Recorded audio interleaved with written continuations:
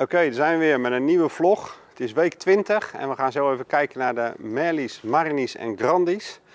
We hebben een week achter de rug met wat wisselend weer, maar wel met hogere nachttemperaturen. Dus dat betekent dat we echt wel weer wat moeten aanpassen in onze klimaatsinstellingen. Maar ja, laten we eerst even naar het gewas gaan kijken. Nou, als eerste de Merlies. En ja, wat we zien vergeleken met vorige week is dat we een plant hebben die beter in balans is. En ja, door het wisselende weer en de warmere nachten zien we toch dat hij wat makkelijker zijn energie verbruikt, zeg maar. En daardoor dat de kop weer ietsje slanker is geworden. Maar we hebben nog steeds een ja, sterk generatief gewas staan. Dus. Als tweede in het rijtje de Marinis. En ook hier zien we een iets slanker kopje en iets minder paars in de kop. Om toch de kracht te behouden qua watergiften zijn we wat langer water gaan geven overdag. En daarnaast is het ook zo dat we de EC iets verlaagd hebben. We zijn echt werken we naar de zomer toe. Daarnaast deze week ook extra aandacht voor de wortels. Dus je ziet wat plaatjes van de wortels voorbij komen zo. Puur om een indruk te geven van hoe de status is op het moment. Als laatste de Grandis in de onbelichte teelt. En ja, wat je hier ziet is eigenlijk een gewas dat nog steeds heel krachtig staat te groeien.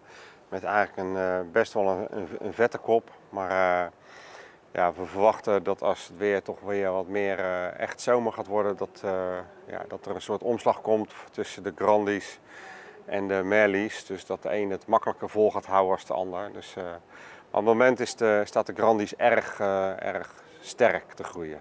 Ja, zojuist verhuisd van de onbelichte teelt naar de belichte teelt. En ja, zoals ik al een paar weken noemde, dat witte vliegen razend spannend is hier zo. En deze week hebben we echt een omslag gezien. Ik sta hier bij Merlies en ik kan gewoon aantikken en er vliegen geen witte vliegen op het moment massaal uit. En dat betekent dus dat de macrolovers en de Encarsia en de Erythnoceras hun werk super hebben gedaan. Dus hulde voor de biologie. Dus, maar ja, qua gewas staat dit netjes in balans.